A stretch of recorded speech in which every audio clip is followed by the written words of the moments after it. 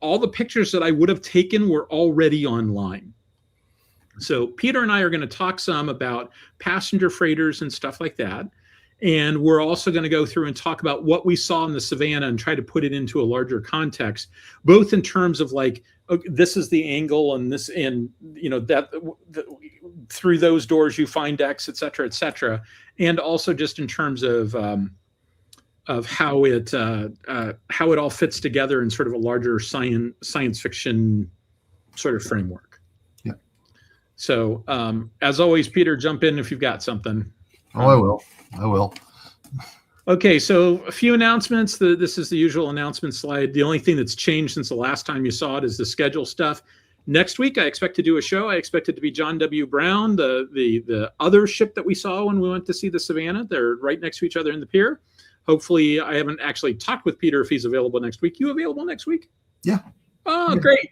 Yeah. So Peter and I are going to talk about the Liberty ship John W. Brown.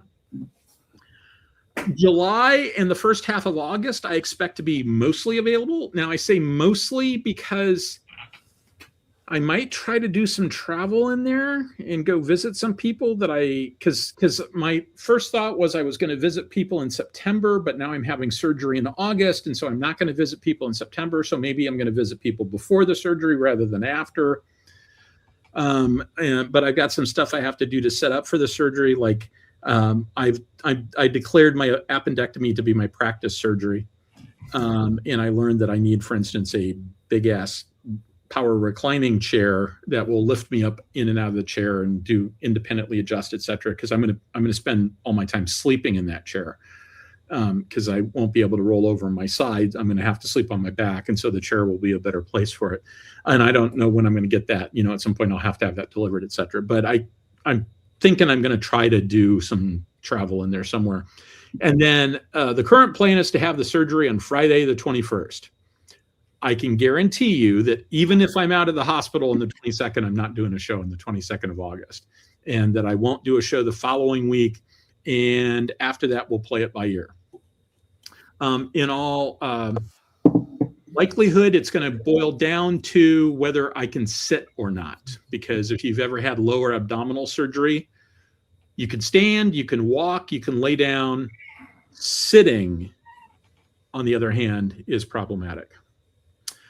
So Hector Greencorn says, what is this? I don't, can you give me more context for your question? And I'd be glad to answer it. Alec does not usually participate in this show. He sometimes participates in this particular show when he'll come on sometimes as a guest. But this is a show that started back in COVID. Alec invited me on what at that point was called Axanar After Dark on the Saturday night show. And after a couple of episodes, he turned around and he gave the show to me. And so tonight's show is going to be about passenger freighters in science fiction. And it's also going to be about a specific passenger a freighter, the nuclear ship Savannah, which was a U.S. ship. We'll sort of tie things in. Lissa, we can't hear you. You're muted or something.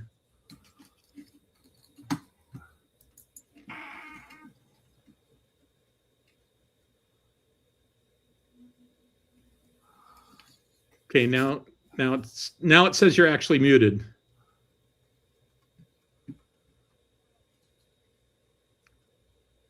She'll be on in a second.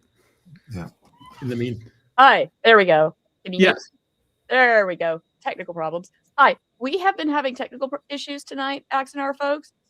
We ended up starting on the Axanar channel is what the issue was and why we had the different start.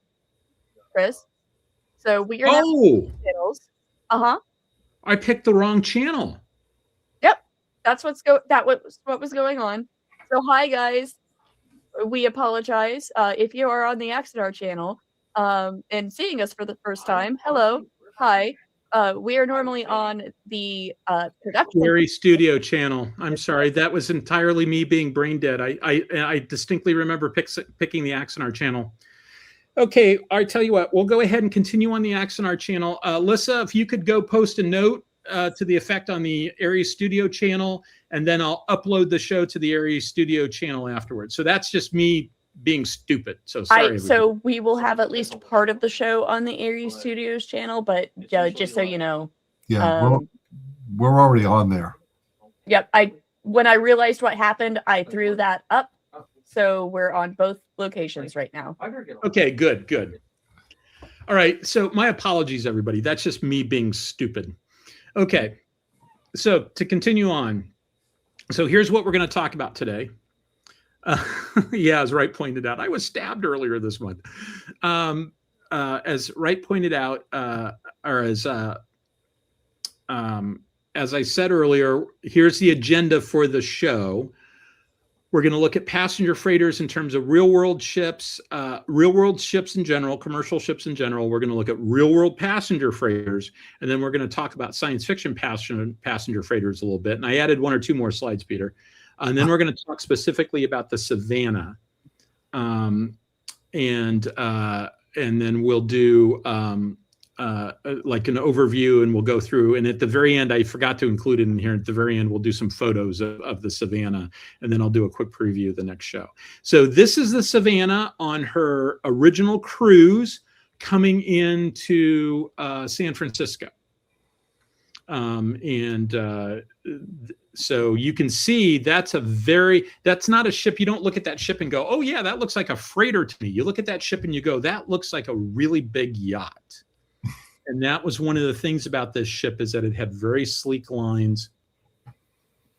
It had very sleek lines. It was very, very fine lines. It looked like it was a fast, modern, stylish ship for the 1960s. And that was sort of the ethos throughout. And as we'll find out, that actually caused a few problems, because sometimes they picked things for the aesthetics as opposed to its actual capabilities. Yeah. So real world passenger ships. In the real world, you got cruise ships. Cruise ships are really cruise ships are entertainment.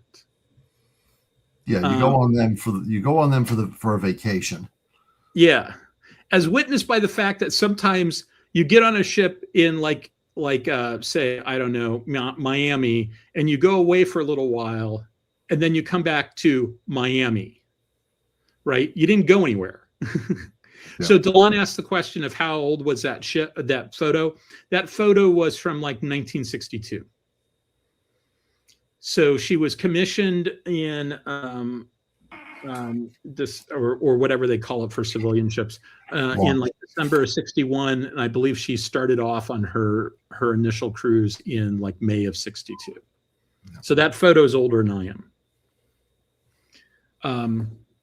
And so Peter reminded me of something that I hadn't really thought of, but cruise ships are not really designed as all-weather ships. Passenger liners kind of have to be, because they're on a schedule, right? They're just going across the Atlantic or across the Pacific. They're going to a particular place, and they leave on a schedule. And if the weather's bad, you just deal with bad weather, whereas cruise ships really aren't designed to deal with bad weather, as witnessed by the fact that cruise ships switch. There's a cruise season. And when the cruise season ends, they'll go across the ocean from the US East Coast to the Mediterranean, and then they'll hang out in the Mediterranean for a while for a season, and then they come back again. And you can use them as passenger liners when they do that, but that's only like once a season. Yeah, they call it a repositioning cruise. Repositioning cruise. And I've got a friend who's done a couple of those, and he said it's a good way to travel. Yeah, compared to, for most people, it's a absurdly large number of sea days, where you're right, you get underway in say Miami, and then you're not going to pull into port until you hit, say, Barcelona. Yeah, and it's like what, 15 days? Probably not that much, but it's going to be fairly long. Yeah, because they're not setting any speed records on those.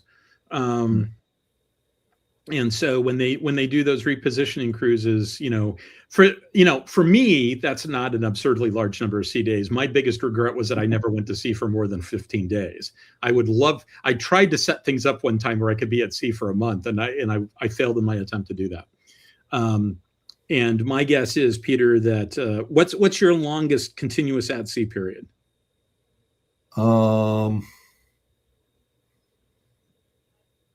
Probably 100 days. Yeah. And then we had a 3-day break, and then we were out for another 30. Yeah, I can believe it. Yeah. So let's see. Passenger liners are designed for all weather and are designed to move people. Yeah. And they've been largely replaced by airplanes. I think there's 2 left. Yeah, and friends of mine are on one of them even as we speak. I was looking at a picture. Chris took a picture of Dawn standing by the railing on the ship as they're in the process of moving to England, and they're on the ship. In part, they went on the ship because they could take their pets with them. Yeah, and the pets weren't down in the cargo hold. The pets are actually in like a little pet hotel.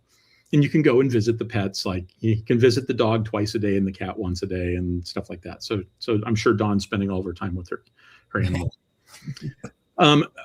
Passenger liners carry some freight. They do carry some cargo. They do have holds, but they're primarily designed for passengers. Freighters are primarily cargo ships. They can carry a handful of passengers usually, but Peter, you told me something earlier today that was a limitation I never heard of before, but it makes a whole lot of sense. Tell everybody that limitation. So this is U.S. law. I imagine it's also international regulations. If you have 12 or more, if you have more than 12 passengers, you must have a full-time actual medical doctor. So there were a lot of cargo ships that could take exactly 12 passengers. Yep.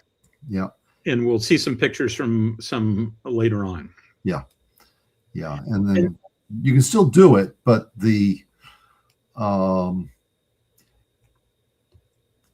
it's downgraded now that, it's a nice cabin. You've got your own cabin, but you're not going to have a steward during the day that's ready there to just bring you coffee and tea at 10 o'clock and such.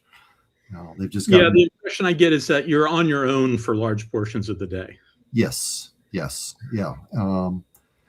The plus side is that you're more likely, if you're to be able to get permission to get into the engineering spaces up on the bridge. You've got to be escorted, but the ability to get a tour while the ship is underway into what would on a cruise ship be a very highly restricted area is presumably much greater. Yeah, I would expect that. Yeah.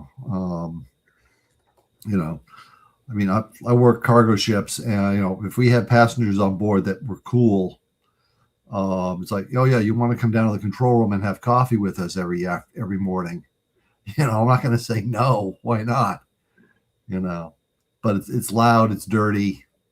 I can't imagine. Somebody would have to really be interested. So there's a YouTuber named Tom Scott who did a Arctic trip that was sort of on a Russian ship. It was sort of a YouTuber. He and a bunch of other YouTubers did this as part of this specialty trip that was arranged, and they got Chris Hadfield, the astronaut, to be along as part of it as sort of a celebrity guest on this. It was kind of a cruise. It wasn't a liner sort of situation. It was a cruise, but it was a specialty cruise on this small Russian ship. And Chris Hadfield, he said, look, I'm happy to do this. I just want to be able to film for my YouTube channel, and I want 30 free tickets to distribute to my friends. And that's all you have to pay me, is just pay me in free tickets. And he distributed to all these people, including Tom Scott. And Tom tells the story about going and doing this with like this who's who of YouTube video creators. And Tom was doing the, I don't know why I'm here. These guys do great work. And at some point, Tom said something to the rest of them about how he had uploaded his first video and he was getting good views. And they went, wait a minute, you've created content and uploaded it? It's like, well, yeah. And it's like, we're not going to upload anything from this for months because we got to do the editing, et cetera. And he goes, oh, I do all that on my iPad. And he do all the video editing. He just sat down and spent 2 hours and put together. They had stopped at Svalbard Island and he did a little walking tour of Svalbard and he put it up and all these other YouTube creators are stunned that he's put something up, at which point he said, and now I know why I deserve to be on this cruise. So we're also going to talk about passenger freighters, which are these weird beasts that are designed to be both passenger ships and freighters. Now, I will note that the primary rule of hybrids is if you design something to be X, it can be the best possible X it can be. If you design something to be Y, it can be the best possible Y it can be. If you design it to be both X and Y, you are by definition sub-optimizing in both cases. The question is, does that matter? And this might actually, in some cases, this might be the case where that actually isn't true. And so we're going to take a look at that. So here's an old passenger freighter example that Peter sent to me. It was a luxury cargo liner that carried exactly 12 passengers. They basically, this is back in like what, the 50s, 52, wasn't it? Something like that? Something like that, yeah. Yeah. And what they had done, they had rebuilt the ship to carry some passengers.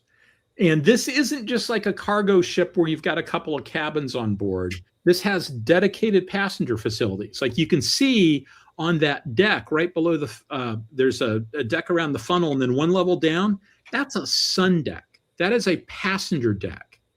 And then inside there is like the dining area / lounge. I think that's actually the dining room there. And they put these nice big windows in on the sides of it rather than just portholes. And, you know, they actually built facilities for passengers, dedicated passenger facilities. This isn't just like I'm going to go catch a ride on a freighter, which you can still do, but this is like dedicated facilities. And I'd be willing to bet there's actually a steward there. In fact, that guy in the back pouring the drink, looks like he's just there for the passengers. My guess is he's not an engineer who's just happened to be wearing a white coat right now. No, this is old enough when back when we had class. Labor costs were a lot cheaper and often subsidized that, or depending upon what flag it was. So you would have, like the captain would have a steward that made up his room every day. Same with the chief engineer, usually one person. Yeah. And the officers got a room makeup once or twice a week. Now, I will note for the record, that sounds like luxury. What it really means is the guy who's working 16-hour days gets a little help because the captain is always on duty. The chief engineer is always on duty. The first mate is always on duty. Yeah. And they're working long hours. Yeah. They do your laundry. Yeah. You know, all you have to do is put it into the bin, and once a week they'll come down and do it for you. Although I had one chief engineer when he was first on an actual passenger vessel, US flag. The steward did not take his clothing to be washed every day. That didn't last very long. He shut off steam to the laundry. So the chief steward comes up there immediately. What's going on? All he did was point to the dirty clothes on the deck. 2 minutes later, this junior, this BR, which is a bedroom repair or something, whatever. It's a steward's department, entry-level rating. You don't need any specific training. grabs it, calls up the engine room, turn the steam back on. So, That's fantastic. yeah, but again, this is a full up 1950s passenger vessel. Yes. Not a passenger freighter where, yeah, you've got some extra crew probably. You've got a couple of stewards for the passengers, but you don't have a huge stewards department. Yeah. Where you can say, you're doing 38 rooms already for the passengers. Here's one more you got to do. So. Okay, so this is an old passenger freighter example. These don't exist anymore. Correct. As a general rule, as a specific rule, these just don't exist anymore. What you have, and they're very rare, are things like this, which is a modern example of that. This is a passenger freighter that was custom built for French Polynesia. And so the ConOps is it goes to these little ports, unloads 5 to 10 containers, takes on some cargo also. The people get off the boat, they go around the island, and then you leave at the end of the day. And you go on to the next little place. And because they had to have something that ferries stuff around, and they went, we live in paradise. People like coming to paradise. Why don't we kill two birds with one stone? And so, like, if you live in a place like French Polynesia, there might be something like this. You're not, it's a crew. It's not really a passenger freighter. It's really a cruise ship freighter. Yeah. In that people are not getting on this thing to go from point A to point B. They're going all the way around and coming back to point A, probably. Most of them, presumably. I mean, there's got to be some people that, I need to get there with a whole bunch of tools. Yeah, I'm sure there's some people that are treating it like it's a passenger ship, but it's all the comforts of a cruise liner, right? Yeah. And so when you go and you look at the pictures of it, it looks like the modern equivalent of like the big dining rooms and all the rest of it. It looks really nice. Yeah.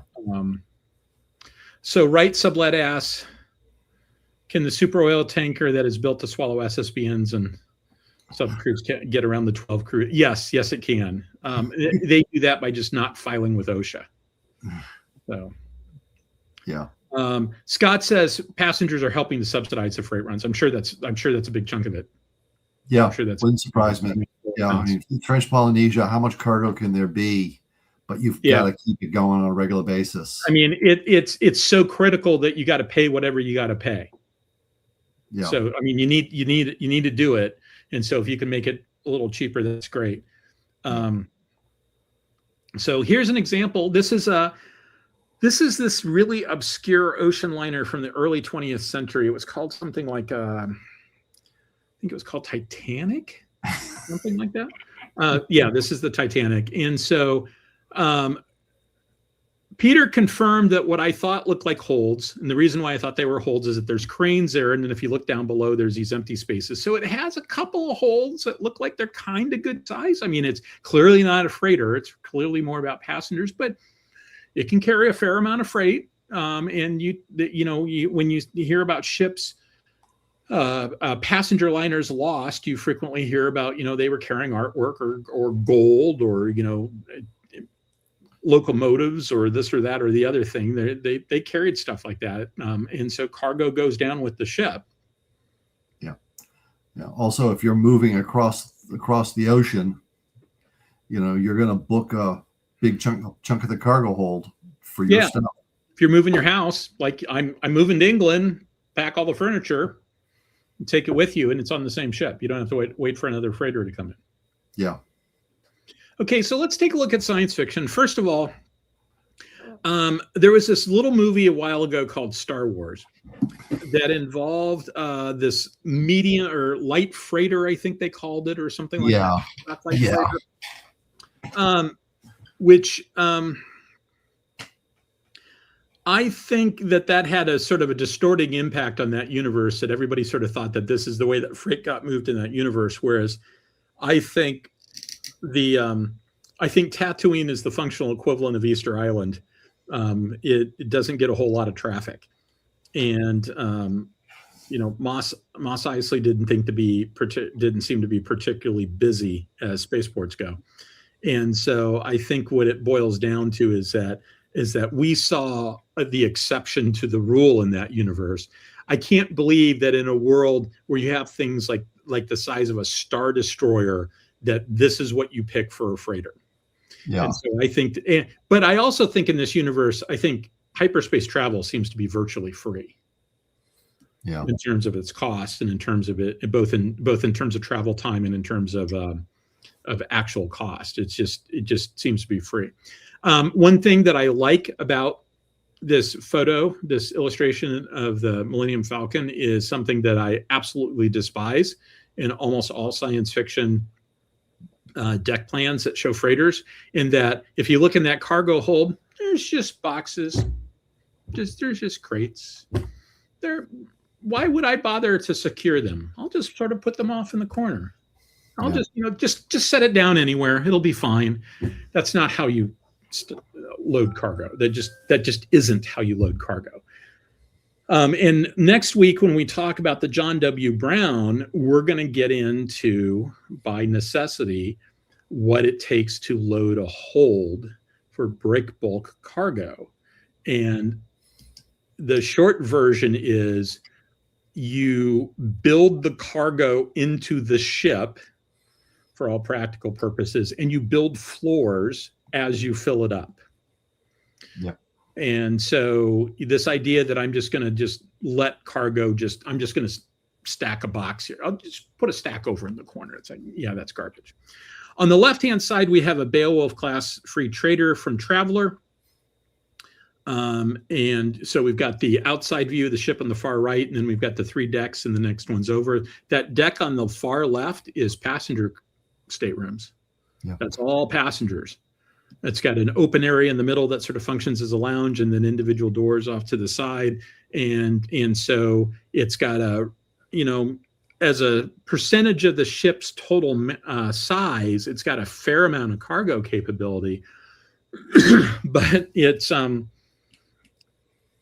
is indeed the case that this is also a small ship, and it only carries a handful of passengers when it carries passengers at all.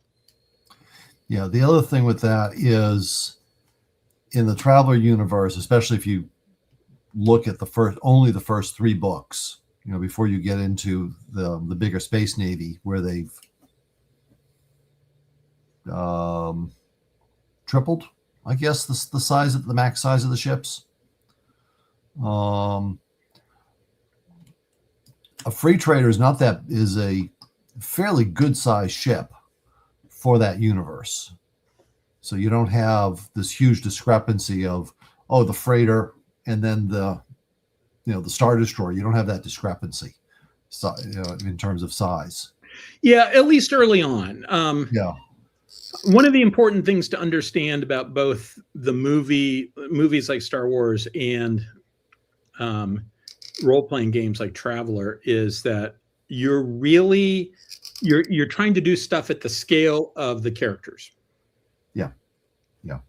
So being the 3rd assistant purser on a ship that carries 6,000 passengers is not a particularly great way to have a game. That's not really quite what you want to do with that. Yeah. Yeah. So, okay, moving on. So I added a few things here. So if you haven't seen the Trader's Tales from the Golden Age of the Solar Clipper series by Nathan Lowell, it really is about working on a ship, and sometimes they have passengers. Mostly they're carrying freight. Yeah. I have anything you want to say about the Solar Clipper series? Actually, I'll let you, because you've read them all, and I've read about a third of them, I think. Yeah. So the book number 6, Owner Share, is about a passenger freighter, and there's a spoiler in there. But they figure that you find out early on that they're going to carry passengers, and then you get a reveal, and that changes the economics immensely. Let's put it that way. Okay. And he does a good job. Nathan is familiar with the industry somehow. I mean, he was U.S. Coast Guard, and he was a fisherman, professional commercial fisherman for a while. But he knows the stuff. You know, he's not a Navy guy. There's no space Navy to talk of in the series. So everything's at, you know, character scale, crew in the 30 or less for at the beginning of the books on some of the big ships, and then you get into some of the smaller ships that he gets on as he gets senior, and they're down to I think there's one ship they're down to 6 people because it's considered such a small ship, even though they're actually carrying huge amounts of cargo. It's basically a tugboat. It's just still a tugboat. So yeah, 6 people. It's like, yeah, you don't have to do this, you don't have to do that. And it's like a real change for Ishmael, the main character, because he's used to working on ships have a 24/7 crew rotation in every department. So yeah. Yeah. And you just sometimes don't have that. I mean, if you got a small crew, you don't have that. Yeah. So Peter also suggested Michael Flynn's Wreck of the River of Stars, which I have not read at all. Yeah, I haven't read it either. I ran across it. I ran across a review of it at one point. Okay. It looks really good. Basically, the idea is that this is in the early days of exploration throughout the solar system, you had these solar sail ships, and eventually they were sort of replaced with ships that had different engines. And this is used to be the grand dame of the spaceways, and now it's just this tramp freighter. Something happens and hijinks ensue. I met Mike Flynn once. I worked with him on a project, and he seemed to be a pretty decent guy. But he since has left us, which is unfortunate. And then I also am including here CJ Cherry's Alliance Union setting. Now, the company war, I included that's a warship there, but as a general rule, the commercial ships look the same. The merchant ships look the same, except they've got smaller fins, smaller vanes in relation to the size of the ship because their engines aren't as powerful. But this is a universe where travel takes place over a very long period of time. It takes a long time to get someplace, like months, if not years. And so you don't just you might move to some place, but as a general rule, you're not like going, you don't go, it's not like going to Europe for a holiday. Mostly it's about freighters, but everybody seems to be able to have a little bit of passenger capability because there just aren't that many ships that do these runs.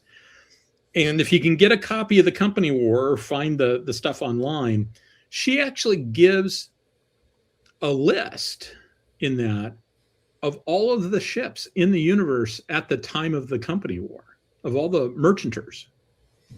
Yeah. And what type of ship they are. You know, how much of their hold is pressurized and how much is unpressurized. They've got something called can haulers, which basically they're basically like a tugboat thing. It's like giant containers. And so some ships are can haulers, and she's got a list of all that stuff in there. So it's actually, from that aspect, you get a lot of insight into how the economics of that universe works. And then I had to throw a picture of the Ptolemy class tug in there from Franz Joseph Designs, and I had space to do it on this page, so it seemed like a good place to throw it. Mostly because there isn't really a good picture for any of the Solar Clipper series. The cover illustrations are uninspired, shall we say? Yeah. Uninspired. But in the Ptolemy class tug there, that one appears to be carrying a passenger module, and so it's got several hundred people in that pod. Yeah. Okay, moving on. So let's talk about the Savannah. I am wearing an NS Savannah shirt tonight that I bought on board the Savannah. I'll point out where the little novelty shop is. Yeah. Let's see if you can see the back of mine. Oh, can't see it very well. What's it say? It was that must be the shirt you bought there. Yes, it is, and I don't know what the back says. I can't remember. So, as I said earlier, the only nuclear-powered civilian surface ship. Here's a close-up of it from that scene where it was entering San Francisco Bay, and you can see it really looks like a mid-century yacht more than anything else. The booms that they use for cargo handling actually are a little problematic. They weren't quite up to the task that they had been given. They were picked because they looked nice. They looked sleek. They really should have gone with something that looked a little more industrial, because industrial was really what they were looking for. Yeah. Completed in 1961, maiden voyage, like the end of the year in 61. Maiden voyage was the following May in 62, was out of service 10 years later. Yeah. And so I say here, it's a little bit bigger than an Arleigh Burke class ship. I say here that it passengers 60 to 100. I think I've now decided that one.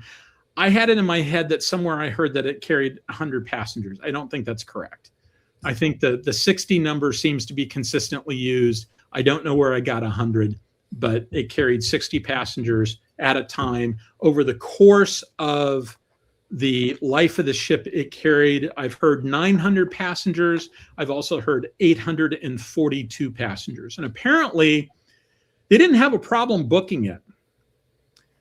They stopped carrying passengers about halfway through, not because they had a problem booking passengers. It was always full. It was just expensive to operate as a passenger ship, because they only had 60 passengers, but they needed to have a full-time doctor on board and everything else. Yeah. And so from that standpoint, it was expensive to operate. Yeah. Yeah, you don't get that economy of scale. Yeah, this is a ship that just didn't have economy of scale. Scott Voigt points out, nuke-powered and still slower than the SS United States. Yeah, it wasn't really, that's the other thing. Passenger liners, there was a real race to see who could have the fastest passenger liner. And they were constantly building bigger ships that could go faster. For a long time, it was a competition between the Germans and the Brits, and then it became a competition between the Germans and the US. If you go back and you watch, there's a YouTube channel called Ocean Liner Designs by a guy named Mike Brady. He's an Aussie. And he does several episodes that talk about like the new ship that came out and it set a new speed record, et cetera, et cetera. It's really pretty good. Yeah, Scott points out we still own the speed record with the SS United States, which they're about to turn into a reef, unfortunately. So the purpose of this ship was really, I would call it an atoms for peace test bed. It was to sort of popularize the idea of nuclear power. It was to demonstrate the peaceful use of nuclear power. Now, an important undercurrent of the entire Atoms for Peace program was the context is the Cold War with us in the Soviet Union. And a big chunk of Atoms for Peace was us being willing to share with people throughout the world, hey, with the idea that, because the Russians were making noises about we'll share nuclear power and stuff with you. We'll share all this stuff with you. And so we responded with the Atoms for Peace program so that the Russians couldn't use that as a carrot to lure people into their camp. And so this was part of the public diplomacy program. Atoms for Peace was a public diplomacy program, and this was an important part of it. And as you'll see when we get down below, they built this ship as a test bed, as an exemplar. They built this ship with the idea that it pulls into a port and people come out and watch it. When it pulled into the port of Savannah, 100,000 people were watching it pull into port. And it would regularly go and do a port visit, and several hundred people would take the ship's tour while it was in port. That happened all the time. And overall, most of the estimates I've seen said 1 million people visited the ship over its lifespan. Earlier today, I saw one that said 1.5 million visited the ship over its lifespan. Even if it's the lower number, that's a lot of people visiting a ship. that only carried, 9,000 tons of cargo and 60 passengers. The other thing is, I think, the easiest way to collect data on whether you can make a ship like this work is to build a ship like this and see if you can make it work. So they generally don't talk about it as specifically an experiment, but it really kind of was an experiment also to see if you could do it. As a unique ship, by definition, first in class, first time we had done civilian nuclear power, et cetera, it was expensive. And adding to that was the requirement that it not repurpose anything from the military program. And as a result of that reactor design is a unique reactor design. That was a clean sheet design. They did not use a submarine reactor design like they originally had talked about doing.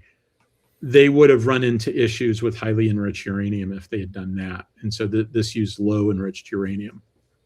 So. Yeah, when we were on the tour, one of the tour guide worked for, I think, HII. I think you're right. Yeah, the nuclear power ship construction company. Regrettably, she worked up in the Baltimore or DC area rather than down here, because otherwise it would have been, you're driving up there every couple of weeks. Can we split the rides? I'll come and volunteer.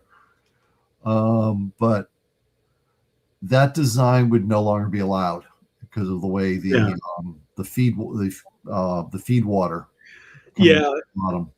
Our colleague Sean Barnett, who is a nuclear engineer, he made that comment too, because that was a reactor that was not designed to. They would have inverted where the outgoing flow and the incoming flow is. It was a design that required all your pumps to be working. It did not fail safe. Yeah. So which is a problem. Patrick Ross asked the question, wasn't there a problem with shielding for the reactor? I don't think so. I mean, the shielding for the reactor is weird. It has wood, it has concrete, it has all the other things that you'd expect in reactor shielding. In fact, they pulled the reactor out, and now that the reactor's out, you can actually walk into the containment vessel. And so they've cut a door there that wasn't there before, and now you can see what all the shielding looks like. A lot of that shielding, though, like the concrete and stuff, was there to as basically collision protection. So they did a lot of stuff to make sure that if that ship was in a collision, that the reactor wouldn't be damaged. And the reactor, as you can see here, is basically right in front of the main superstructure. And so the reason why the superstructure is so far aft is that originally they were going to put the reactor directly underneath it, and they went, oh, wait a minute, we need to be able to get to the top of the reactor because we need to be able to pull the rods out and put new rods in. And so they ended up moving the bridge structure back and the superstructure back. And so it's got, as a result, it's and they want the reactor in the middle because it's the heaviest single component. So they want it right in the middle for balance purposes. And as a result, they ended up having to move everything else back. Yeah, and that cost them a cargo hold because they also had to keep the swimming pool, which also killed the economics even more. Yeah, like you've got cargo holds that you basically have to carry in things from the side, which is it's not good. It's not a good freighter design. It's not a good passenger liner design. It's a cool as hell ship. Don't get me wrong. I'm getting in touch with my inner 10-year-old. I've known about this ship for 50 years before I got a chance to tour it. And it's a cool as hell ship. But there's a lot of things that just aren't economical about it. Now, Bond supervillain yacht, perfect. Go for it. Go for it. Okay, so talking about the design, it's optimized for neither passengers nor cargo. It's trying to do both, but it's not optimized for either one. You've got these holds that are like the hold 6 is like under the swimming pool. Hold 5 is like under the superstructure. So some of these holds are really hard to get to. was not designed for containers. It was designed for break bulk.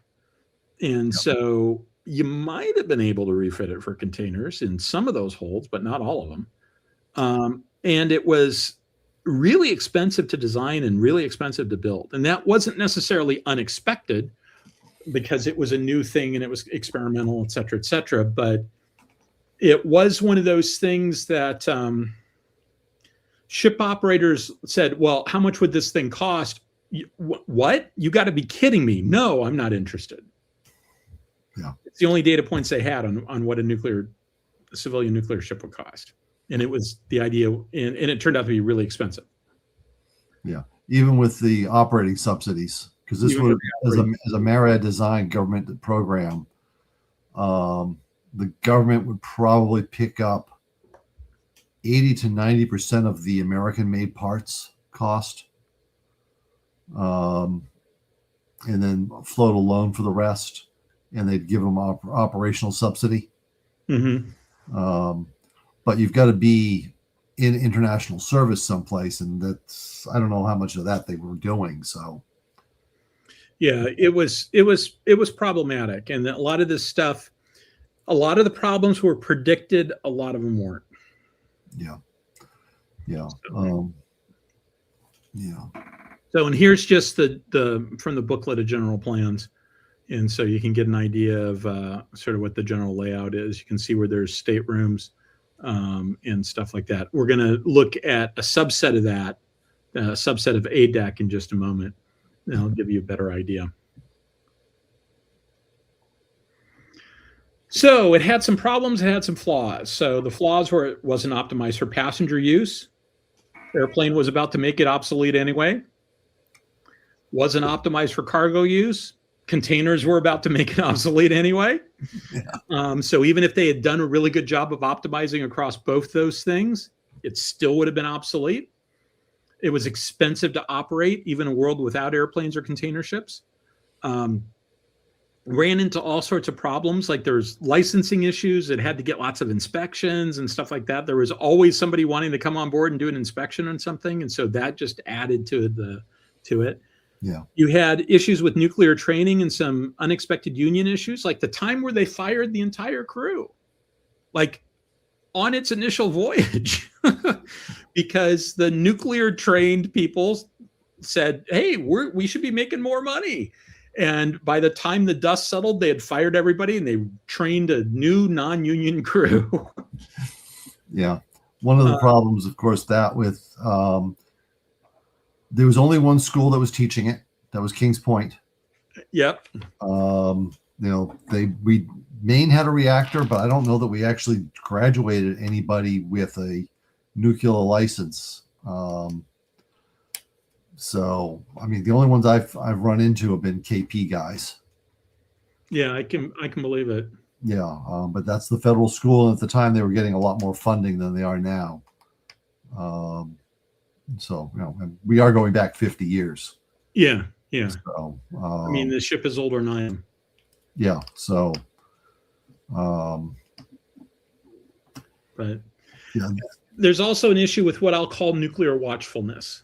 And that's not the term that they use, but that covers everything. Like whenever this thing was in port, they had tugs on standby, because if you have a reactor accident, you maybe want to drag it out to sea. So they always had tugs on standby. Yeah. There was issues with always monitoring it, right? They always had monitoring going on. They actually had an issue with discharging nuclear contaminated water, because it turns out their tank for that was not as big as it needed to be. And they found themselves someplace with a full tank with nuclear contaminated water, and they ended up just discharging at sea. Now, a whole bunch of stuff gets discharged at sea. There's a reason why the US Navy always does underway replenishment before they go into port, and that's because if you do it out at sea, you don't have to have booms and stuff around the ship. It's a lot easier to fuel at sea than it is to fuel in port. Maybe it is for the Navy. It is for the Navy. It is for the Navy. Yeah. Yeah, it's also unrep training for the Navy, which is always a good thing. Yes, and every single underway replenishment I've ever seen, they do an emergency breakaway. Yep. Because the first time I saw one, I turned to the officer next to me on the bridge wing and said, "What's the emergency?" And he said, "Oh, they just always do an emergency breakaway to practice emergency breakaways. So they call emergency breakaway, and basically there's an accelerated timeline for like disconnecting everything, etc. So rather than take their time, they do it really fast." Yeah. Now, that having been said, when John C. Stennis, the last time I was aboard John C. Stennis, when she did an emergency breakaway, it was an emergency. And I forget what it was. I want to say it had something to do with one of the ships losing steering, because there was a carrier on one side. Carrier was to port of the oiler getting like aviation fuel, and there was a ship to starboard, and one of those other two ships had an issue, and I and another guy are standing out on a catwalk, and the voice comes over the intercom system and says, "Emergency breakaway. This is not a drill. Vacate the walkways. We are going to maneuver." And it's like, oh fuck. And so we quickly got inside the skin of the ship, and the ship pulled away. But I remember the guy I was with, Scott Young. Scott and I just looked at each other and had this like, oh, ran for our lives. Yeah. So the last thing I'd say on this is that, so they saved fuel, right? Well, okay, it was dwarfed by the other operating expenses, and they always say they save fuel. Fuel was dirt cheap. Fuel was dirt cheap back then, and it's more expensive. It's more expensive to refuel a nuclear reactor than it is to pour bunker A in, or whatever. Bunker C. Yeah. What was bunker C? Okay. Yeah. Bunker A exists presumably. I'm not familiar with it, but bunker C is what we used. Okay. So see, everybody, that's why he's on the show, is because when I say something stupid, he can catch it and tell me I'm saying something stupid. So keep up the good work, Peter. You're doing exactly the job you're here to do. Yeah. Okay. So let's see. Next one is, so was it a success? Well, you can make the argument, no, it was arguably obsolete when it was built, higher than expected operating costs. The booms, etc. They made some decisions for aesthetic reasons. You could also make the argument, yes. And I'd come down to the yes camp. It wasn't really intended to be profitable. It was intended to be an Atoms for Peace demonstration project. It had 1 million visitors. I think it was a good demonstration project. Yeah. And it was really kind of intended for propaganda value. And yeah, that kind of worked. Yeah. And as an experiment, I frequently in my personal life, I will say the experiment was a success. I learned never to do that again. Yeah. I think that in 73, when oil prices spiked, that if they thought that it was going to be a long-term thing, 10, 20 years of real high prices for whatever reason, or we have to really do carbon reduction. Yeah. They would go, well, guess what? Maybe this makes more sense after all. Yeah. It would be a new design. A lot more places would go, guess what? We're going to have to allow nuclear vessels into our territorial waters now. Otherwise, we're just not going to have any trade. So it may be that, because they were talking about it in 2008, when oil prices were up there before the crash, that they started dusting off design concepts to do a nuclear powered container ship for trans-Pacific runs. Yeah, every now and then it comes up again. Yeah. So, and I am a fan of nuclear power. Yeah. I do not believe that it is the solution to all the world's problems, but I like things like this. I mean, I've been wanting to see this ship for a long time. Peter and I have been talking about seeing this for close to 8 years. something like Off that? and on, yeah. I guess it was 2019. I ran into a guy from my union that was one of the engineers on board. Yeah. And that's like it's one of the few ships that I really wish, because now that it's a museum ship, they don't carry a licensed crew anymore. But it's one of the ships that my union had as like under contract with one of the companies. Yeah, and Peter was saying like, yeah, I think I can get us on. I think I can get us on. And so we were looking forward to that. And we never made it happen then, but it's open like twice a year. And one of them was National Maritime Day, and that's when we went and saw it. And so here we've got a picture of the machinery room. And so let me walk everybody through what we're looking at. Okay, so let's start with the bottom picture. The bottom picture, you're looking from the starboard side, and you're looking over the main machinery, the turbines there. And so you've got the turbines. The shaft is actually going to the left, which is aft. And you can see on the right-hand side, you can see there's that green wall and there's windows there. And so that is a gallery space. And this picture was taken out of, it is a corridor with windows that goes around three sides of that room. And this picture is taken from around the corner from those windows.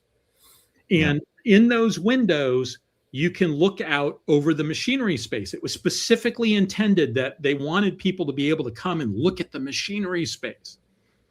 Now, the top picture shows you the control room, which is behind a glass wall. It is aft. So if you're facing the controls, you are facing aft and the shaft is running underneath you. And that picture is taken from those windows that you see off on the right-hand side of the bottom photograph. Okay. And if you look at the little photograph, the little drawing on the left-hand side, you can make out, it doesn't show you the glass wall or anything, but you can make out there's a little control room on the left-hand side. And the pilot house, the bridge, is up a couple of levels above that. And the reactor is down and to the right. So another thing is the color schemes. Oh, go for the color schemes. Yeah, so they use some really what we would nowadays consider garish colors, pinks and such. But they color coded the different types of systems, steam, oil, so that you could see easily. And there was black and white closed circuit television all over the place. And the reason it was so that these garish colors would actually show up as a different color in black and white, a different shade. Yeah. And it's funny, like when Ted Turner started colorizing all those movies, a lot of them were colorized according to the descriptions that they gave for what the clothes actually look like. And as a result, a lot of those, you look at the colorized version of these movies and it's like, did nobody have any, like people actually wore that? They dressed like that? And the answer is no, they did not. Those were colors designed to show up in black and white. Yeah. Differentiable in black and white. So no, there weren't really people walking around in purple suits, but purple looked good in black and white. Yeah. It didn't just come out as just another gray. Yeah, they were trying to make things distinctive. Yeah, or at least at least a little bit of a shade. Now that control room isn't very deep, so we piled a whole bunch of people in there. But there was, I think they said 2 people on duty normally. Yeah, 2 probably. Plus And a third person wandering the plant. yeah, and it's basically 3 panels, and it had, I forget the name of the type of display, but it's a display where like there's a representation of everything. So you got a representation of the reactor and all the rods, and the warning lights, etc., are on this diagram of the reactor. And you've got this representation of all the different flow patterns of the steam, and you've got lights and stuff on the various valves and stuff for the flow pattern. Then you've got another one that's the electrical pattern, electrical panel, and it's got a representation of the electrical circuit, and it's got all the lights in those locations. And the docent who was taking us through this said that, that was kind of new. It wasn't the first time it had been done, but it hadn't been done very many places. And it was sort of like, it was kind of groundbreaking that that's how they represented everything. And I was impressed by how few controls there were. I mean, there was a panel that had a lot of buttons on it, but you're controlling the reactor, the electrical plant, and the steam plant from one control room. That really wasn't that big. Yeah. I don't know what they had, if they had, how much control they had locally out on the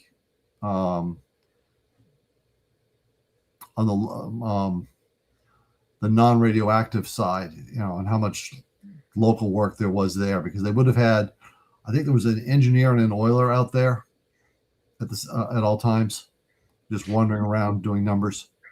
Yeah, that makes sense. Yeah. So, so it's early 60s and late 1950s automation, and there's not much there.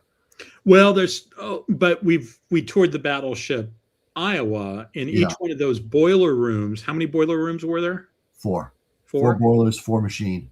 And each one of those boiler rooms had what, 120 people, 140? No.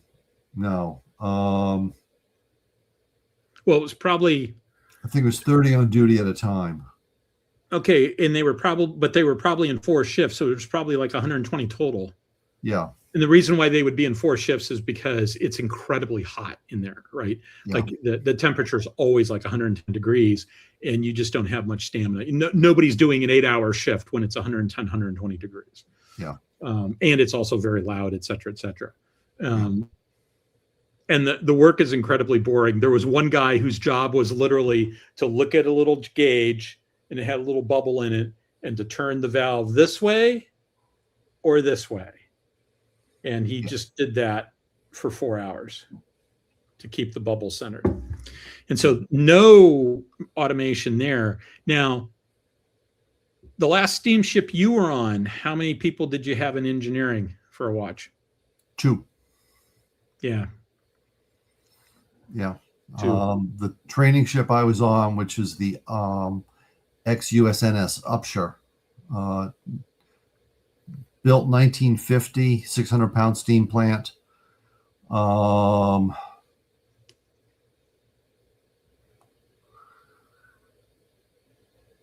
think an 8-man watch would be, I think what it would have been an 8-man watch. Okay. Yeah. Now we ran a lot more because we were a training ship. So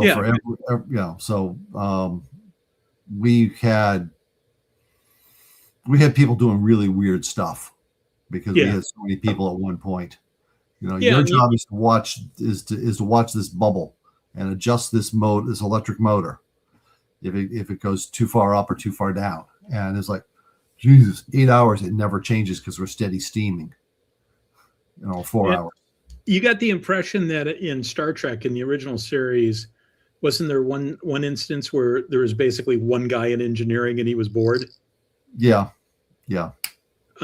So it does make me wonder, science fiction has a lot of automation. And in the modern day, we have a lot of automation. I mean, you're controlling an entire steam plant with like 2 guys. Yeah. And for that, it's literally you have to have somebody at the controls for emergency response, and the other person's just wandering around. Scott points out he was a terrible singer, and that guy was a terrible singer. Yeah. So You know, it's just one of those. Look, no, you can't. You have. It's your turn to be bored standing here because I want to walk around the space and look at things. You know, so no, you don't get to go paint the bilge on watch for 2 hours, because the other 2 hours he's actually going around taking numbers and checking things. Yeah, that's the thing that always drives me nuts about Star Trek, is I always assume that you're either on watch or you're off duty. And so first of all, like if you're an officer, there's really no such thing as off duty. And second of all, you've got other stuff to do. On watch means you're ready to fight the ship, you're controlling the ship, etc. But you still got maintenance and all this other stuff that you have to do that isn't part of that. Right. And so it's not unusual for somebody to be on watch for 6 hours and then doing other stuff for another 6 hours. Yeah. And that's kind of how doing maintenance and stuff for 6 hours. And that's kind of how that works. Yeah. I mean, we get more work out of it with, we'll do a lot more work with when we have some day workers. So there's somebody that can be down below. The chief wants to get away from doing paperwork, so he comes down and takes the watch, and the engineer who's supposed to be standing at the controls gets a chance to go out and do something, or you're steady steaming and you go out and you work for half an hour, and then you got to go check everything, and then you come back and work another half hour. In a highly automated ship, especially a diesel, where in many ways there's just a diesel ship. Your adjustments are usually, a lot of its stuff is plannable. Okay. If you're going to have an emergency, it's usually going to be really fast. So the automation is going to handle a lot of it. Then you start recovery. Yeah, and he's talking about when you're like out at sea. He's not talking about coming in and out of port or something like that. Those are things where everybody's sort of there ready to deal with an emergency as it happens. Yeah. But when you're out in the middle of the ocean, and there's nothing to run into. Yeah. So, yeah. All right, let me go ahead and move on. Okay, so now we're going to take a look at some of the photos of this place. 2 photos of the same room from opposite directions. On the photo on the right, you're looking at the purser's office. So there's a desk there. The purser's the guy who's in charge of the passengers. There's a desk there. No, I did. Yeah. You're looking up at front. Yeah, I do have that right. You're looking up front, and there's a passage. Or do I have that wrong? I think I got that wrong. I think they're both. No, I did get that wrong. Those are both looking in the same direction. You're looking from the purser's desk. I'm sorry. I was totally wrong on that. In the back, you can see that there's a stairwell. You can see the handrails, and there's stairs going down, and then there's also a set of stairs going up. What you can't see is immediately off to the right, there is an elevator that is no longer working on this ship. There's a lighted case on the left-hand side. Behind that lighted case, you can see there's a passageway going off to the left. There's another one going off to the right. That's the passageway that we came on board the ship. There was a staircase set up there, and you came on board the ship, and there was a window there that I guess is where they took your ticket. That's certainly where they checked us to see if we had gotten the stamp that we were cleared to come on board. You had to get a safety briefing. And that once you got the safety briefing, they stamped your hand. We came on board, and so from where this picture is taken is where the purser's office is. To the left-hand side there, that door is a door to. There's a parallel hallway. There were doors that shut there, although those doors are no longer on those hinges. And behind that, there's a short passageway, and it's got staterooms off of it. Yeah, two staterooms that can be joined together. Yeah. And one of those staterooms, in fact, the one that you can kind of see in the open door there, that's actually where they have their security set up. And it had a do not enter sign, but it did not have a do not open the door and look in the room sign. And so I took their instructions literally. So I opened the door and looked in the room, but I did not enter the room. And I could see that they had a setup with all sorts of security cameras and stuff like that. And so we'll see that we'll get a better idea of where this is in the plans in just a second. But you're coming in on the promenade deck? A deck, I think it is. Yeah. That'll become clear in just a second. I forget, but it'll become clear in just a second. Yeah. And so you can see that couch there, that settee, mid-century modern. This is a mid-century modern ship. Very much a mid-century modern ship. Yeah. I think that's almost unique to that ship. I think it's custom. Oh, yeah, I think it is too. Yeah. I think everything on this ship was custom. I know that like it had these tables that were made out of petrified wood that I don't know that they know what happened to them, but you can see them in all the old photos. Yeah, everything on the ship was custom. Yeah. Okay, so here's the A deck. Yeah, it was A deck. And you can see there's that settee in the middle in that red black area. And at the aft end of that, you have the purser's desk. And then the blue areas are stairways. And so you can see, no, I mean, this is a civilian ship. It's a stairway. Yeah, well, even on a ship that we would technically be called a ladder. Okay. But if you're talking to a passenger, it's a stairway. Yeah. So, and there's certainly their steepness is more in line with something you'd find in a house as opposed to something you'd find on a Navy vessel. Oh, definitely. Yeah. Yeah. And you can see where there's the staircase, and then there's the elevator to the right-hand side, and those yellow things are all passenger staterooms. And it doesn't quite gives you a little bit of an indication that there's that sort of that little passenger passageway on the side there that I think they just put it in for noise abatement because it's got this public area next to it that I could imagine in some instances could get loud. And so they just have this area where you have to go through two doors to get into those rooms, not one. Yeah. And so those are all passenger stateroom. You can see that it's got a hospital, and that staircase is important because you go up the staircase and you get to the lounge, and you go down the staircase and you get to the dining room. So everything that the passengers want are basically on these three floors. Yeah. Here's some pictures of the cabin. The cabins, most of the cabins are in pretty sorry state. There's a couple that have sort of their original stuff there. They really kind of needed to be refreshed because it's like a bunch of old stuff. Some of the cabins are connected. All of them had private baths, including showers. All of them had closets. I say here, internet facilities were sparse, as you would imagine from a ship that was built in the 1960s. It had poor internet connectivity. So this is not a ship where you went to do stuff on the internet. It is a ship where you went and you spent some time in your stateroom, but you went out and you did other things. Now, it's not a cruise ship. There's no fancy rides. There's no water skiing behind the aft end of the ship, etc. But there is a lounge and an area that they can turn into a movie theater and stuff like that. Yeah. Yeah. I'm not sure if you didn't see it, but like, if you go back one slide. Sure. So that settee. Oh, yeah. Yeah. That folds down into another bed. Yes. And then you can't see it in these ones, but the connecting room to this, there's a bunk that is an upper bunk that folds down out of the bulkhead. Yeah, it sort of hangs above it, and so you could end up with bunk beds.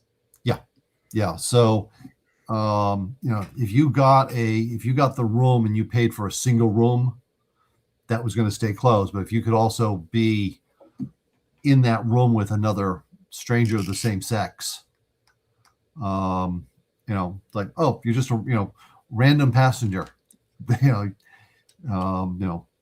Mr. and Mr. You're just going to share a room. Yeah.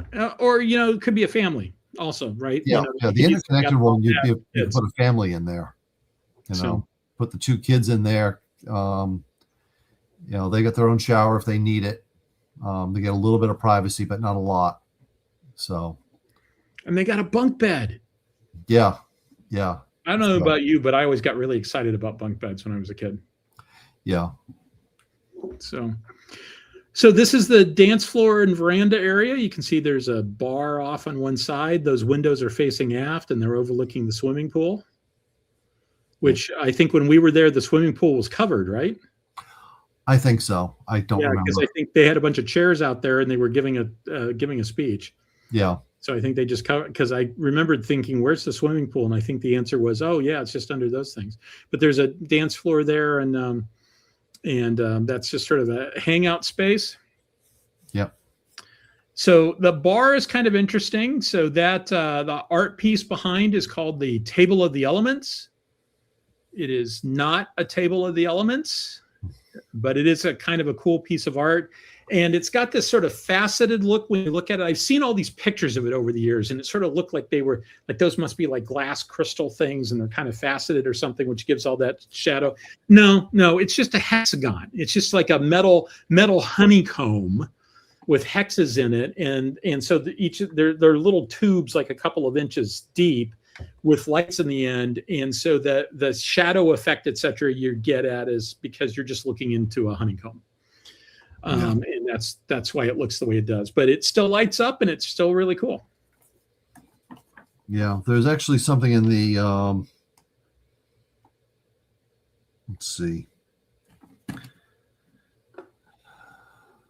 So he's looking something up. I'm going to go ahead and go on to the main lounge. Yeah, because there's another word for what those are. What those hexagons are? Yeah. Yeah, it's a specific type of the elements. Try something. Oh, yeah. Try. There's a specific. There is a weird table of the elements that nobody uses that looks kind of like that. So here we have the lounge. There's that petrified wood table that I talked about. This could be turned into a movie theater, and we'll see on the map in just a second where it is. I think we see it on the map in just a second where it is. And here's the dining room. And so the veranda and the dance floor and the bar and the lounge are all on the promenade deck. So you come on in the A deck. That's where the purser's desk is in the main lobby. You go up a floor and you get to the bar and the lounge and the dance floor and that stuff. You go down and you come out of the stairwell and you see this artwork on the floor that has the reactor rods and sort of the drawing of how the reactor is set up. And then on this floor, you have the dining room and the galley. And so here's what the dining room looks like. When you go, there's another picture of the dining room, basically having moved through those doors. There's an upper level of the dining room that's just got like one or two tables, but it's not very much. And then you go down a short set of stairs and you're in the main dining room. It seats about 100. I counted the seats. It's like 98, 99, something like that. And you have the captain's table at the very front.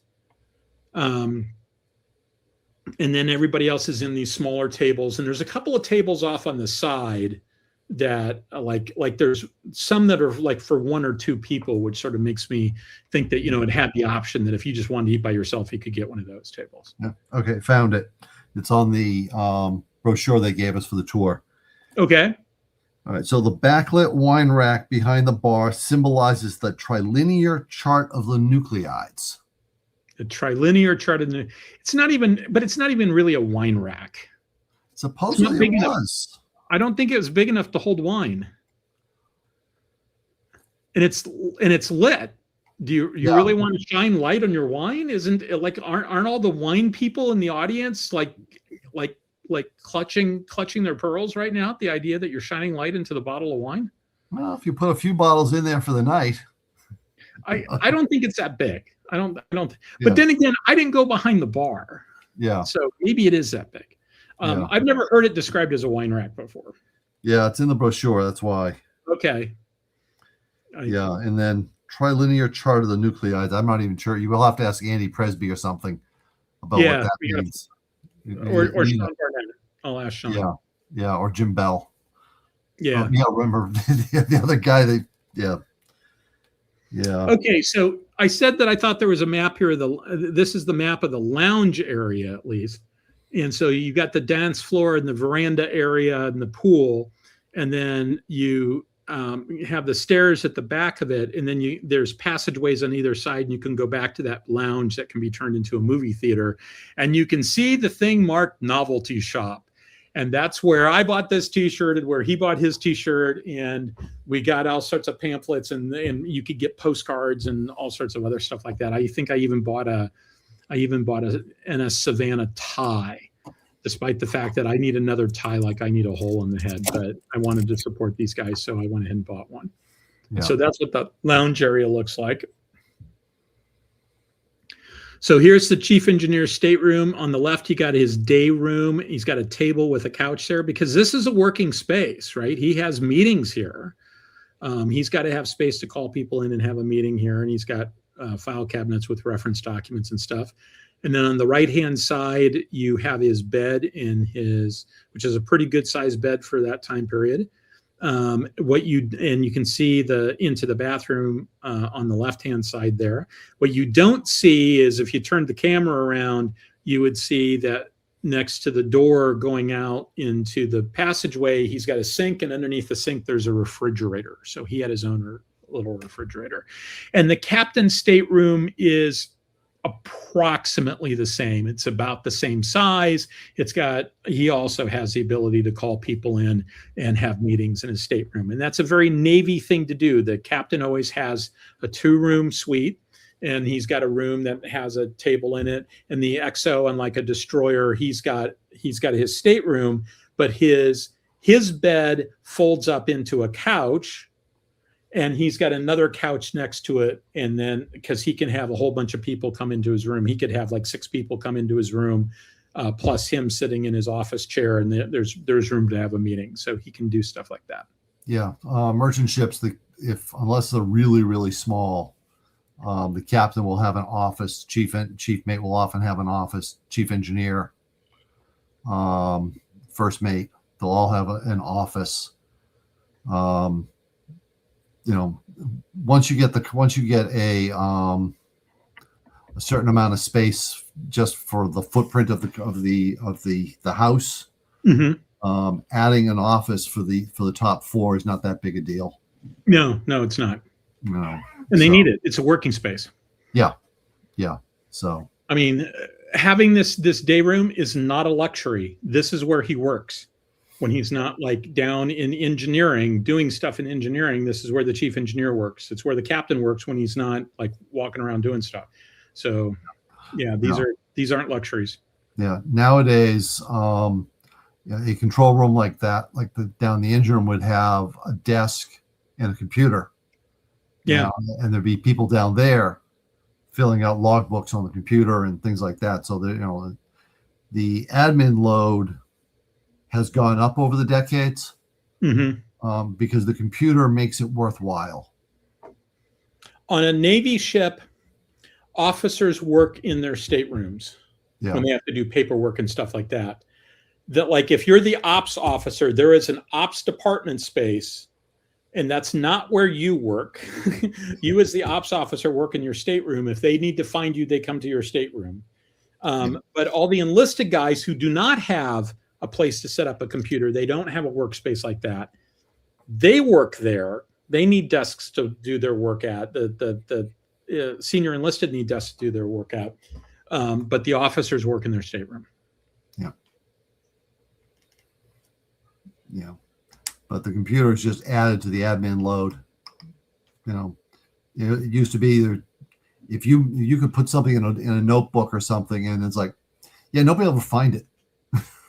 Why do it? That's engineers always used to keep a daily work log, and it's like, dude, after 6 months, I can't find anything in here. Yeah. When was the last time we did this? Let me go through every page. Hopefully it got written down. Yeah. So now with a computer, everything's in a database, and and hopefully people are tagging stuff under the specific piece of equipment that the work was done on, And they know as how to. opposed to So, so here's a crew berthing space, bunk beds, something that bunk beds are a technology that I don't think has made it into the Traveler universe. I don't think I've ever seen a bunk bed in Traveler. They just naturally make sense. But, these guys aren't spending a whole lot of time in their stateroom. They're spending time working. So, and from what I understand, like on cruise ships, like the crew is like running. They're doing 16-hour days. When you're at sea, you're working. Yeah. So there's a YouTube channel called Cruising as Crew. A woman out of the UK spent 10 years working as crew on passenger liners. She was in the shops and such, interacting with the crew with the passengers on a daily basis. Two people in a really small room. You didn't spend a lot of time there, but they did have a lounge and a bar and other things for the crew to socialize in. Yeah. So not quite as bad as you would think. You don't work and then get stuck in your room. You just don't have a lot of other. And I know of at least one cruise ship that had like a hot tub or something like that was in the crew area. It was out on deck, but it wasn't accessible from the passenger areas. Yeah. Passengers and crew don't mix. Yeah. Except on duty. Yeah. So let's see. There's a few areas I didn't show. I didn't have any pictures of the galley. It was larger than needed for a ship this size because they hosted a lot of open house events when they do port calls. And it also had the largest microwave I've ever seen. This microwave is like 6 foot tall and it's water cooled because it was a microwave from like 1955. It had a butcher shop, a laundry, a hospital, an electronics repair room that is actually still in operation because they're trying to get everything back up. And I didn't show pictures of lots of the passages, etc. Yeah. So the butcher shop is actually pretty standard at the period. Okay. Because you would get stuff as hanging meat, and somebody would have to then cut it off the hook into something that was actually cookable. Yeah. Then once it was cooked, then you could cut it into something you could serve. Yeah, makes sense. Yeah. So I mean, that's where like the steamship roast idea, comes in as either a side or a quarter of an animal on a hook. It's not like the modern 50-pound box of pre-cut steaks. Yeah, or even just a roast that you then only have to cut the steaks to the thickness you want. Yeah. So you needed a butcher shop because you actually had to cut up bones. You had to debone stuff. You want boneless chicken? Well, they deboned it that day. Yeah, and having a butcher shop means you had a butcher, and maybe a butcher's assistant. Yeah.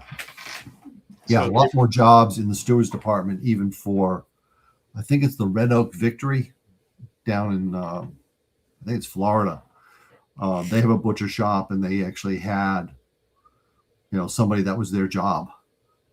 Yeah. So that's pretty much it for this week. But next week, we're going to look at the SS John W. Brown, which is a Liberty ship. And I think it actually is a Liberty ship because there's also these things called Victory ships, which are basically the follow-on to the Liberty ship, but everybody calls everything a Liberty ship. I think the Victory ships, if I remember correctly, I think Brown was built in 43 and Victory ships started coming out in 44, if I remember correctly. Probably. I'd have to look it up. Yeah. And so we're going to basically go through and take a look at it and sort of some of the interesting pieces in it and talk about how break bulk cargo was dealt with back in the day. If you're not dealing with containers in science fiction, the Millennium Falcon is not a container ship. Yeah. So that's sort of the same sort of thing that we're doing. And I was going to do a show on Wonderfest, but I'm not going to do a show on Wonderfest because I didn't make it to Wonderfest because I was sick. So I didn't go. And so I totally and completely missed it this year, but hopefully next year I'll do a show on Wonderfest. So expect to see this slide next year. Yeah. And with that, we're done. And so I've been doing a pretty good job of catching questions as they come by. So Scott Voigt jumped on Wikipedia, I guess. Said victory ships built between 44 and 46, starting at the beginning of 44. So they built a lot of ships. One of the things they said about the Liberty ship is that if it completed one voyage full of cargo, they considered it to have met its minimum requirement. And if it only completed the one voyage, they got their money's worth. Yep.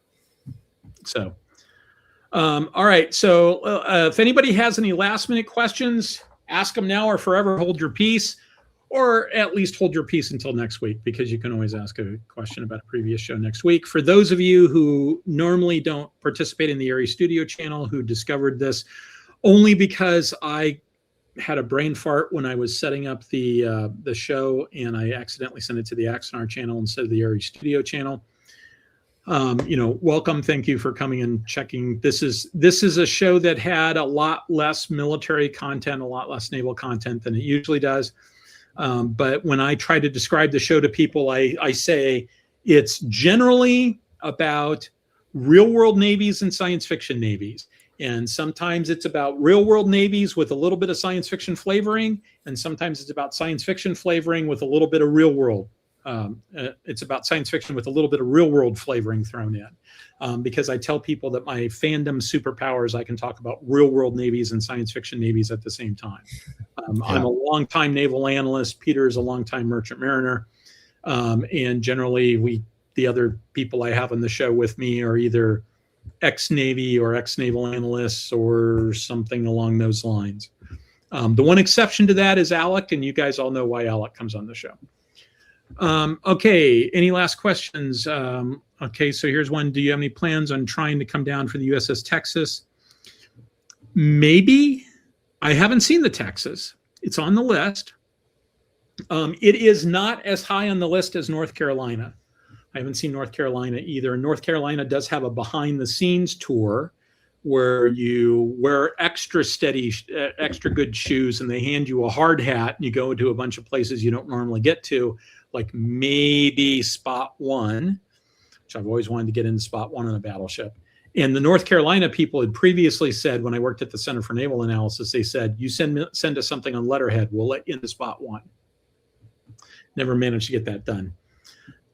But I do want to go see that. I do want to see Texas. And the other ship that is on the short-term list, the other two ships on the short-term list are Albacore, which is a submarine located in New Hampshire. It was a testbed submarine.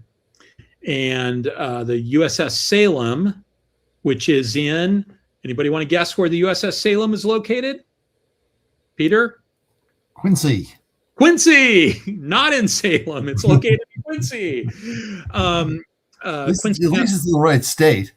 Yeah, it is the right state. And, the thing is, I wouldn't want to do both the Massachusetts and the other ships that are there and the Salem in the same day, because that's an awful lot of ship. That's an awful lot of ship. And they're quite far apart. Well, sort of. They're an hour. 2. Yeah. Yeah. But if you were going to spend the night in a hotel anyway, go ahead and spend 2 and do them both. And in fact, if you do 3 and do a jaunt up to New Hampshire and catch the Albacore also. Yeah. And then there's also a couple of ships in USS the Sullivans, and there's one other ship that's in Niagara, or at least that area. What's the town near Niagara that gets all the snow? Buffalo. It's in Buffalo. And so I just know that because my friend Tom Pope and I were going to see Niagara Falls on our way to a science fiction convention. And it's like, those are, I can see masts. Those are World War II two ships. They must have museum ships here, and then later looked them up and figured out what they were. Yeah, that's the one where it's one of the ships sank a couple of years ago. Oh yeah, and they refloated it though, right? Yeah. The hull basically wore out. It just rusted through corrosion, even in fresh water. Yeah, I mean, we put these things in a solvent. There's a reason why water is the universal solvent, right? I mean, and that actually goes to the argument that I've made a couple of times, that in some ways I think the US Navy ships take more abuse than Starfleet ships do. Because space is a hostile environment and stuff, but their tech level is so much higher, and they've got all this fancy way of doing it, and they're not constantly immersing it in a solvent, especially salt waters, and especially bad solvent. So okay, all right. So Roland, glad you enjoyed the show. We do this every Saturday night at 9 o'clock. This was episode 194, so there's a lot in the back that you can go back and take a look at if you want. And a bunch of topics coming up. I want to do one in the Space 1999 Technical Manual, the UFO Technical Manual, the Orville Technical Manual. And so we'll go through and sort of analyze all that stuff. And so once again, as I always say, I am somewhat humbled by the fact that all of you folks decided that the best thing that you could do on a Saturday evening is to listen to me and Peter talk about passenger freighters and how they relate to science fiction and the coolest civilian ship I've ever been on. And I'm humbled by the fact that you guys are willing to spend your Saturday night with me. And I fully intend to be back next week if I don't end up with another life-threatening medical emergency. Although I have to say the last life-threatening medical emergency in the end was kind of a non-event. Let me close on this thought. So I had an emergency appendectomy. I had a sort of generalized stomach ache that then turned into lower right-hand abdomen stomach ache. It is the classic textbook sign of appendectomy. Being a guy, I went home and tried to use Dr. Google to talk myself out of going to the ER. I failed in my attempt to talk myself out of going to the ER. I should never have gone to the step of trying to talk myself out of the ER. And so if you have that sort of symptomology, it's your appendix. If they catch it before it bursts, it's a 20-minute surgery and you go home the same day. If they catch it after it bursts, you get to do all sorts of IV antibiotics and you get to be there for a long time. And if you're lucky, you don't get sepsis and die. So it's a lot easier to just go and have the 20-minute surgery when you have the symptoms. And with that little bit of proselytizing, let's go ahead and call it an evening. Thank you very much for being on the show, Peter, as always. Yep. Looking forward to you coming back next week when we're going to talk about Liberty ships and sort of tie it into science fiction, et cetera. Yep. And in the meantime, have a good weekend.